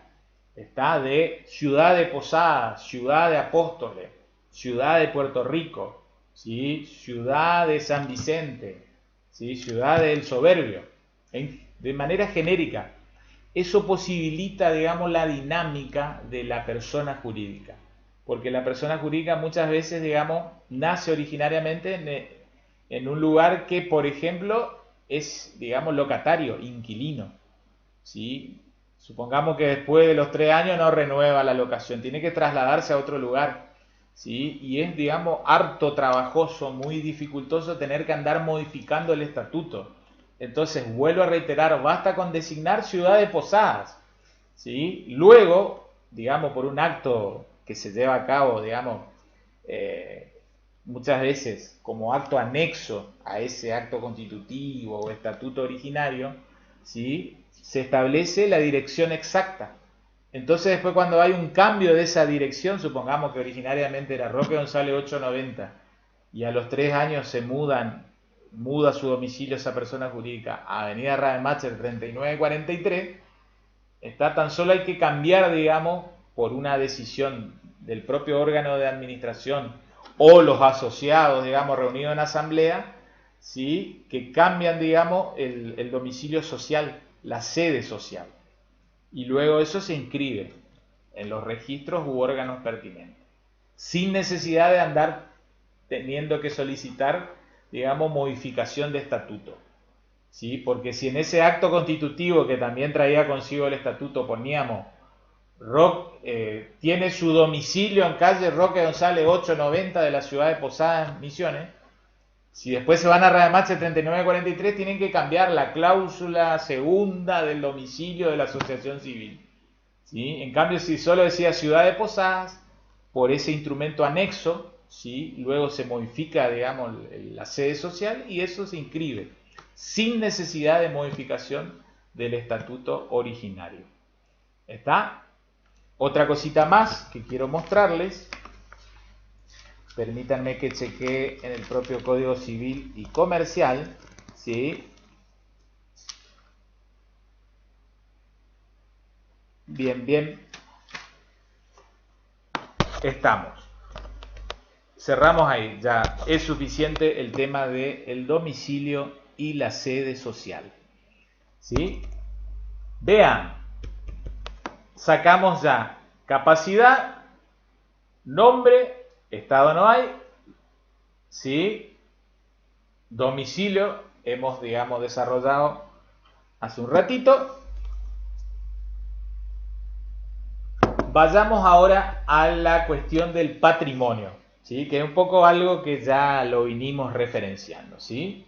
Esto queda claro, forma parte, digamos, de ese sello indeleble que se logra con la personalidad jurídica diferenciada, de que la persona jurídica debe tener un patrimonio, ¿sí?, su propio patrimonio, ¿sí? Esto va a ser la nota distintiva. ¿De dónde va a surgir ese patrimonio? Y va a surgir justamente de los aportes que efectúen, por ejemplo, en una asociación civil los asociados, ¿sí?, o en una fundación el socio fundador, ¿sí?, o en una SRL o en una SA el socio también fundador, aporte dinerario, es decir, platita, en dinero, que cómo, digamos, esto se materializa. Les cuento algo de la práctica.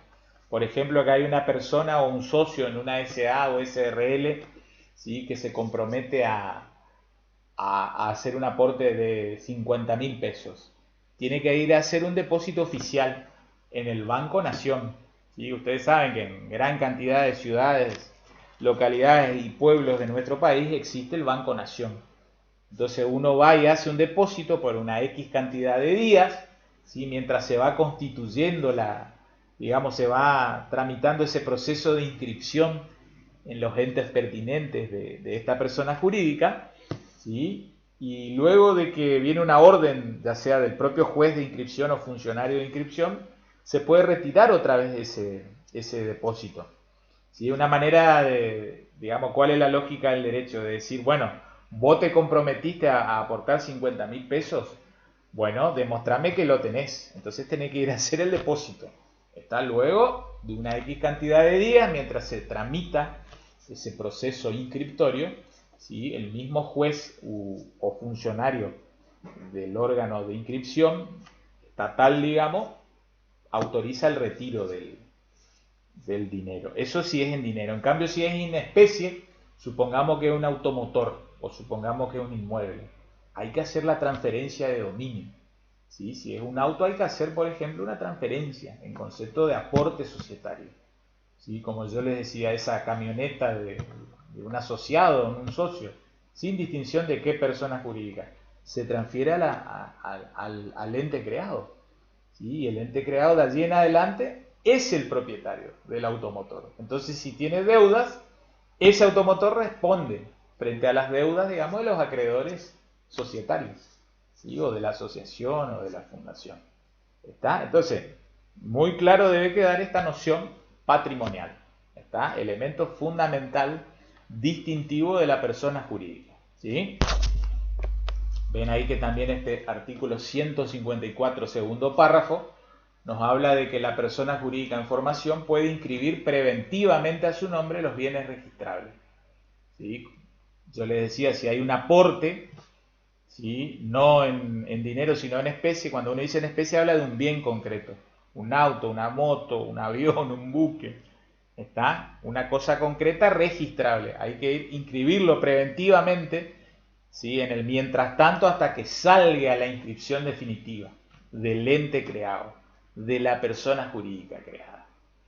¿Está? Entonces, vean, así estamos sacando los temas de nuestro programita, ¿sí? Hemos desarrollado la cuestión de capacidad, nombre, domicilio y patrimonio. ¿Está? Los atributos propios, ¿sí?, de las personas jurídicas en general. Vean, vámonos metiendo ya en la parte final de la unidad, ¿sí? Los puntos que ustedes ven allí, 12 y 13, los dejamos para la clase siguiente, ¿sí?, que tiene que ver con la cuestión de la responsabilidad de las personas jurídicas. ¿Sí? Cuando ustedes avancen tanto con Amanda como con Francisco en el desarrollo de la bolilla 15, en un momento van a hablar de los presupuestos de la responsabilidad civil. ¿Sí? Y ahí tiene que ver con esto de si alguien, ¿sí?, que representa o alguien que es dependiente de esa persona jurídica ocasiona un daño. ¿Sí? Es como que yo le diga, un empleado de Cablevisión o de Fibertel atropella a alguien, ¿sí?, o un gerente de una SRL en esa actuación, digamos, como representante, digamos, genera, digamos, contratos que luego incumple y los incumple dolosamente, ¿sí?, generando, digamos, en definitiva un detrimento patrimonial en la víctima. Si puede reclamar daños de la persona jurídica, vamos a ver cómo hubo una evolución y después van a ver que hay ese punto final de responsabilidad penal, ¿sí? Queda claro que la persona jurídica no puede ir a la cárcel. El derecho penal tiene que ver, digamos, con la libertad, con uno de los bienes primarios de todo ser humano, pero las personas jurídicas, los entes de existencia ficticia, por el hecho de ser tales, no pueden ir, digamos, a la cárcel o recibir una pena de prisión o reclusión, y que son las dos tradicionales, digamos, sanciones del derecho penal. Sin embargo, hay gente que las dirige o administra, entonces nos planteamos esta cuestión si en todo caso los que las dirigen o administran, ¿sí? Por su responsabilidad, digamos, en definitiva, por ejemplo, hasta a veces por embaucar a mucha gente o defraudar derechos de terceros, si ellos en todo caso no pueden ser encarcelados. ¿Sí? Luego, claro está, de un proceso de investigación, juicio oral, ¿sí? Y sentencia firme por parte de un tribunal penal. ¿Está? Pero eso lo vamos a ver en la clase siguiente. Me meto en la parte final de esta unidad, ¿sí? Ya hemos visto, analizábamos la clase anterior, ¿no es cierto?, cuando comienza la existencia de una persona jurídica, ¿sí? Y dijimos de una manera muy genérica desde su constitución, ¿sí? Salvo que la ley expresamente establezca alguna otra cuestión. Vamos al momento definitivo, ¿sí? A lo que yo quiero llevarles, yo ya les anticipé, el paralelo en la persona jurídica de lo que es la muerte para la persona humana es la disolución, ¿sí? Y quiero invitarles, en definitiva, a que ustedes, en definitiva, ¿sí? Lean en tranquilidad en sus casas, ¿sí? Las distintas causales de disolución, genéricas, sin hacer distinción o digamos distinguiendo en presencia de qué persona jurídica estamos hablando. El propio código ahora de una manera genérica ya regula, artículo 163. ¿Sí? De una manera muy amplia les puedo decir de que esa disolución, de que ese fin de la existencia de la persona jurídica proviene por un acto voluntario, ¿sí? Voluntario originariamente inclusive porque pudo estar previsto en el propio estatuto cuando se constituyó, o durante la vida de la sociedad, ¿sí? Luego los miembros que la integran deciden ponerle fin.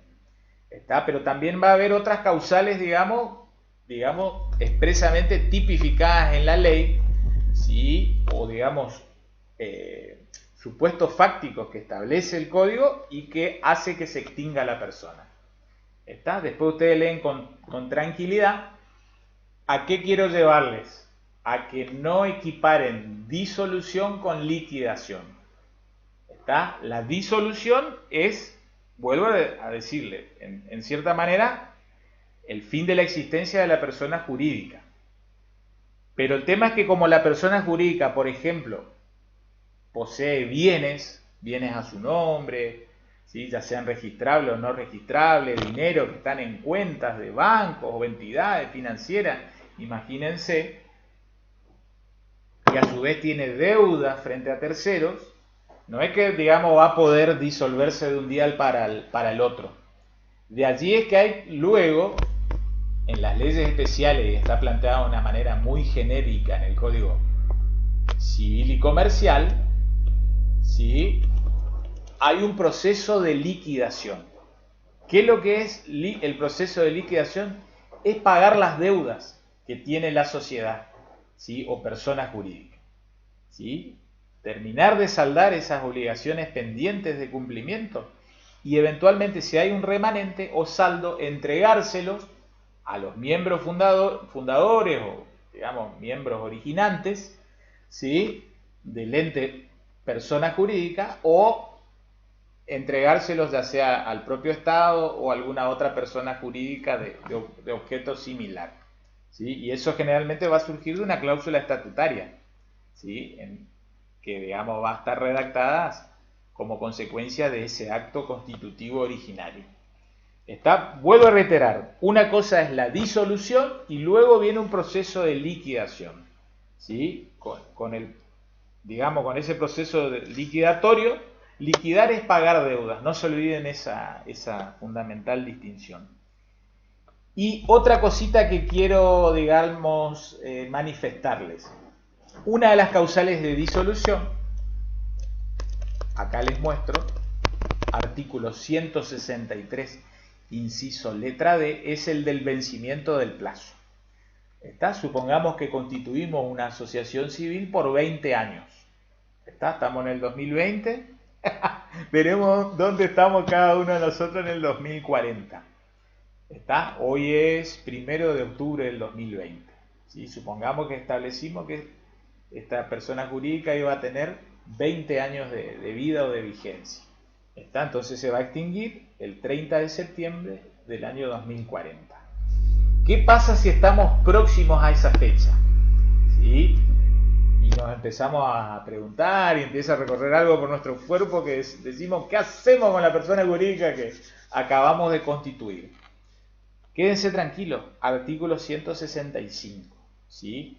Antes de que acaezca el 30 de septiembre del año 2040, ¿sí? Podemos prorrogar, ¿sí? El plazo de vida, de vigencia de la persona jurídica. Artículo 165, ¿sí? Sea 165 inciso A, vean ahí, por decisión de sus miembros, adoptada de acuerdo con la previsión legal o estatutaria.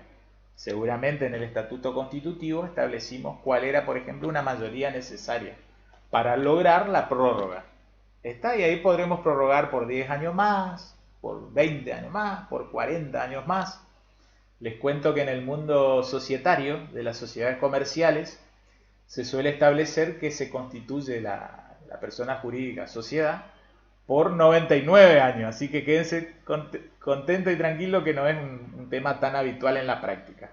¿Está? Pero a lo que voy, hay que hacer el acuerdo o pacto de prórroga antes de que acaezca el plazo, ¿sí? No podremos, digamos, hacerlo luego del vencimiento del plazo. ¿A qué es lo que voy? No lo podemos hacer el 2 de octubre de 2040. ¿Sí? El acto de prórroga tenemos que hacerlo antes del 1 de octubre del 2040. ¿Sí? Podríamos hacerlo hasta el 30 de septiembre de 2040. Luego ya no, ¿sí? Porque acaeció el vencimiento del plazo y la persona jurídica se disolvió. ¿Se entiende? Vuelvo a reiterar, para que haya prórroga debe ser antes del vencimiento del plazo. ¿Sí? ¿Qué pasa si se nos venció el plazo? Vamos al 166, porque ahí tenemos que recurrir a otro procedimiento.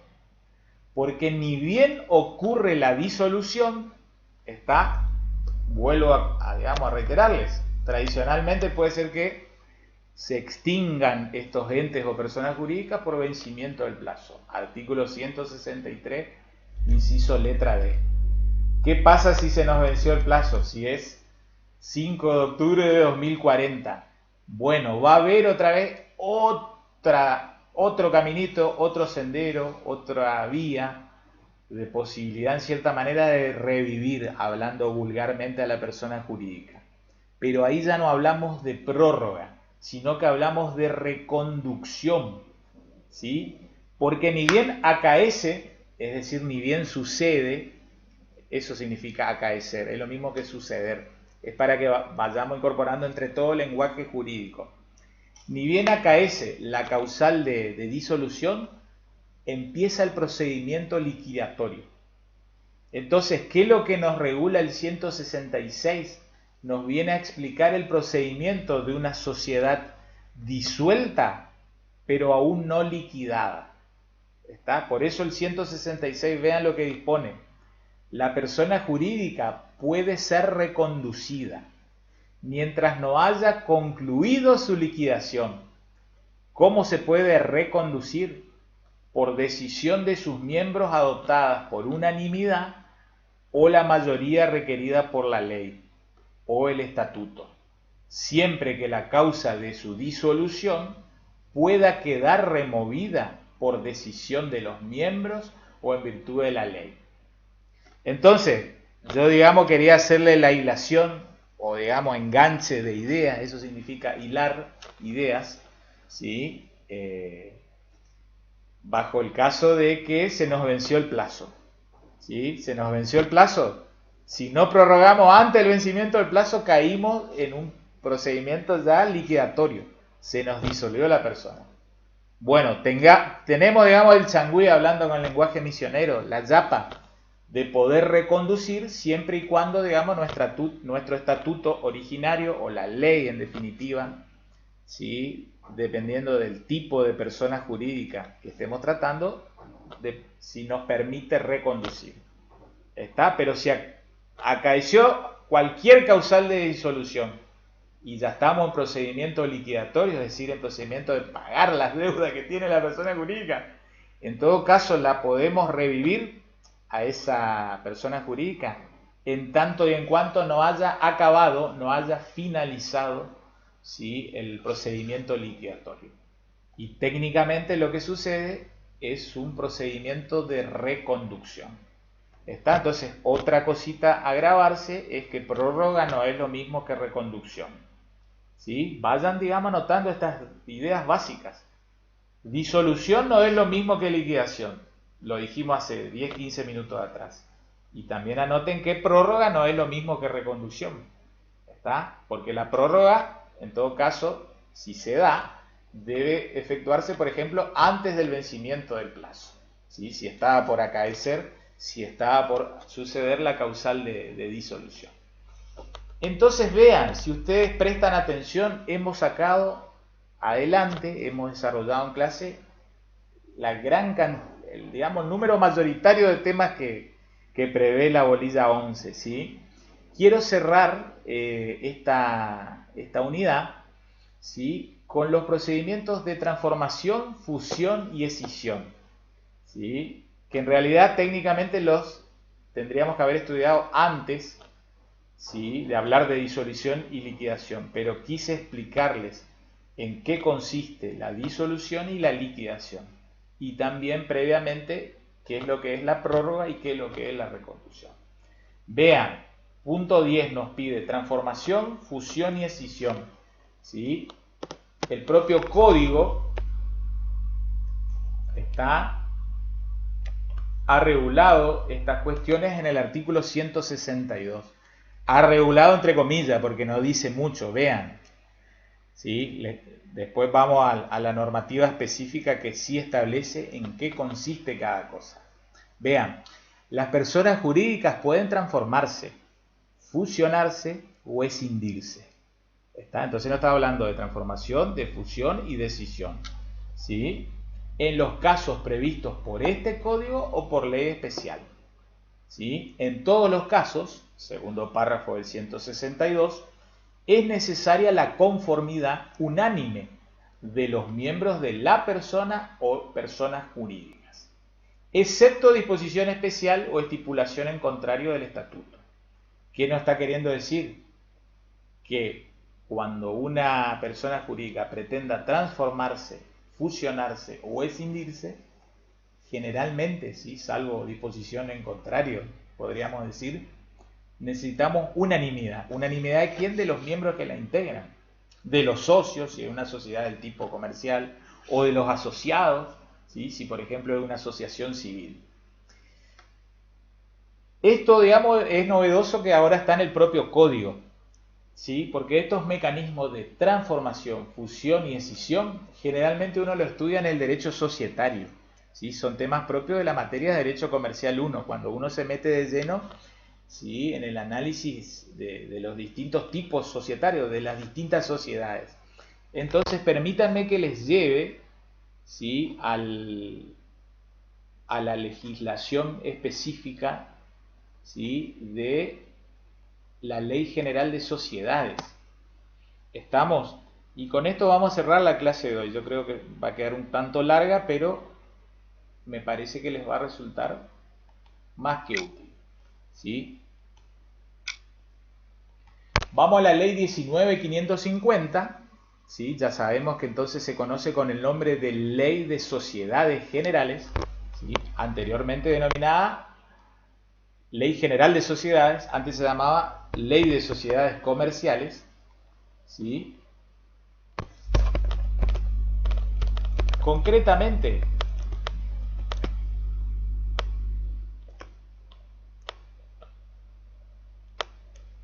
vamos al artículo 74, ¿sí? El artículo 74 de la Ley 19.550, ¿sí?, establece en qué consiste la transformación. Paso a leerles. Hay transformación cuando una sociedad adopta otro de los tipos previstos, ¿sí? No se disuelve la sociedad ni se alteran sus derechos y obligaciones. Explico brevemente qué es lo que son estos de los tipos previstos. Son los distintos tipos de sociedades, SA, SRL, ¿sí? Comandita simple, comandita por acciones. Es como que yo les diga, una SRL se transforma en SA o viceversa, una SA se transforma en SRL, ¿sí? ¿Qué es lo que pasa? Ahora lo tenemos en el propio Código Civil. Es como que el propio Código Civil estaría admitiendo inclusive de que, digamos, esto no se da mucho en la práctica, pero que una asociación civil luego se transforme en una SA o en una SRL o viceversa. Lo que era una SRL o SA se transforme luego en una asociación civil. ¿Está? Es decir, es cambiar de ropaje jurídico, cambiar de forma jurídica, ¿sí? Cambiar de traje jurídico para llevar adelante un determinado emprendimiento, ¿sí? Lógicamente que si pasamos de una asociación civil a una SRL, al cambiar ese ropaje jurídico, inclusive van a tener que modificarse los objetos y fines de su institución. Vuelvo a reiterar, no está, la legislación no previó lo mismo para hacer lo mismo a la asociación civil que a la SRL o la SA. ¿Está? Probablemente en ese caso se va a transformar, si es el cambio de asociación civil a una SRL, lo que va a suceder, digamos, es un cambio ya de objeto, de institución.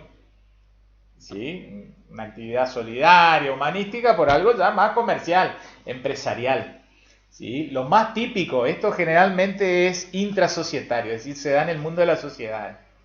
Lo que era una SA se transforma en SRL, ¿sí? O una SA luego se transforma en una SAS, Sociedad por Acciones Simplificadas. Cualquiera de esos casos son, digamos, supuestos de transformación. Estamos entonces, ya sacamos lo que es transformación, ¿sí? Vamos ahora a la cuestión de fusión y escisión, que son los otros dos temitas que nos pide el programa. ¿Sí? Vean, vamos al tema de fusión. Hay fusión cuando dos o más sociedades se disuelven sin liquidarse para constituir una nueva o cuando una ya existente incorpora a una u otras que sin liquidarse son disueltas. Esto parece, digamos, la terminología de un ingeniero en energía atómica. Está, pero tiene que ver con los mecanismos de fusión y fisión física. Está, en la fusión hay, digamos, dos entes que pasan a ser uno solo. ¿Sí? ¿Se acuerdan? Inclusive en materia de genética hablamos de la fusión del gameto masculino con el femenino, de espermatozoide y óvulo, y que luego pasa a ser en definitiva un embrión. Eso sería un mecanismo de fusión, pero acá estamos a nivel societario. Estamos en presencia de dos o más sociedades, pero vean la diferencia con transformación. Porque en transformación hace un ratito yo les leía que la sociedad no se disolvía, sino que únicamente se transformaba. En cambio, para que haya fusión, debe haber disolución, ¿sí? De esas dos o más sociedades que constituyen una nueva. ¿Está? O cuando hay una existente, ¿sí? Que incorpora a otra, supongamos una gran empresa que incorpora una gran SA que incorpora a una SA más pequeña. Esa SA más pequeña que pretende incorporarse en la más grande, ¿sí? En su momento va a tener que, en definitiva, ¿sí? Va a tener que disolverse, pero sin liquidar. ¿Está? Vuelvo a reiterar, la diferencia entre transformación y fusión es que en la transformación no hay disolución, ¿sí? Del ente que se transforma. En cambio, en la fusión, ¿sí? Ese ente que se incorpora a una más grande, o si dos sociedades pretenden luego conformar una tercer persona jurídica, cuando van a tener que conformar esa tercer persona jurídica, ambas previamente tienen que disolverse, pero no liquidarse. No se olviden de que no hay que liquidar. Liquidar era terminar de pagar deudas y si había remanente, entregarle a las personas o personas que indique el estatuto o la ley. Vamos cerrando el tema, ya sacamos transformación, fusión, no queda escisión, ¿sí? Que sería en cierta manera como la fisión nuclear, vean, la escisión, ¿sí?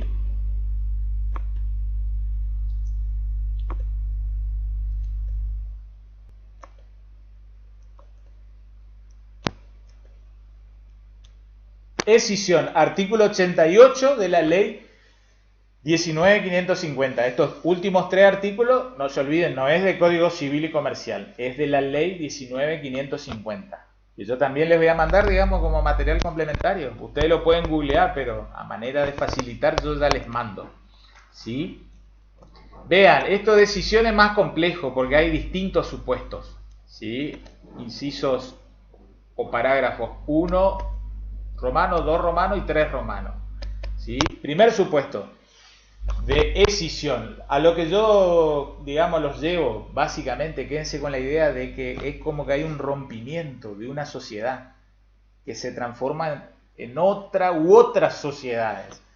Vean, esa es la idea. La escisión es lo contrario a la fusión, donde había, digamos, absorción de una sola, o dos que se disolvían sin liquidarse pasaban a formar una tercera. ¿Está? Vean, 88, parágrafo 1. Primer caso de escisión. Una sociedad sin disolverse, destina parte de su patrimonio para fusionarse con sociedades existentes o para participar con ellas en la creación de una nueva sociedad. Segundo supuesto, una sociedad sin disolverse destina parte de su patrimonio para continuar una o varias sociedades nuevas. Y la tercera, una sociedad se disuelve sin liquidarse para constituir con la totalidad de su patrimonio nuevas sociedades. ¿A qué es lo que voy en definitiva? Lo que era solo un ente jurídico, ¿sí? Es como que luego hay un mecanismo de fraccionamiento, ¿sí? De división, y pasan a formarse dos o más sociedades, ¿sí? Dependiendo del supuesto, ustedes van a ir viendo que hay que prestarle atención de si es necesaria la disolución, ¿sí? Pero van a ver que en ningún caso nos pide liquidación, ¿sí? Porque en todo caso ven en el punto tercero de ese romano, parágrafo tercero, de que si va a destinar todo su patrimonio, ¿sí? Tan solo nos pide disolución, pero no liquidación. ¿Está? Pero siempre, digamos, ¿qué es lo que sucede? En los casos 2 y 3 surgen otras sociedades en plural, ¿sí? En cambio, en el caso 1, ¿sí? Lo que advertimos es que hay una sociedad que destina parte de su patrimonio para participar con otras existentes, ¿sí? O con esas otras existentes a su vez conforman una nueva sociedad. Esto es muy complejo, lo van a estudiar en profundidad en Derecho Comercial, no quiero aburrirlo, ¿sí? Y embarullarlo con tanta doctrina societaria, pero a lo que voy, ¿sí? Quiero que incorporen esas ideas también. Hoy el propio código ya lo establece en la parte general, ¿sí? Lo van a profundizar luego en societario, ¿sí? Pero en definitiva, hay mecanismos de transformación, el ejemplo típico, una SA que se transforma en SRL, hay mecanismos de fusión, ¿está? Hay, digamos, varios entes que pasan a conformar uno solo o una sola que incorpora, ¿está? Una empresa más pequeña, y hay mecanismos de escisión, ¿está? Es como que tuvo, digamos, cría, hablando muy vulgarmente, una sociedad madre que luego se escinde en varias personas jurídicas, de una manera muy genérica, ¿está? Sin tanto tecnicismo. Bien, vamos cerrando entonces la clase del día de la fecha, ¿está? Espero que haya resultado de utilidad, ¿sí? Y bueno, aprovecho como siempre la oportunidad, ¿está? Para mandarles un afectuoso saludo. Cuídense ustedes, cuiden a la gente que quieren. Y bueno, nos vemos en la clase siguiente. ¿Estamos? Muchas gracias.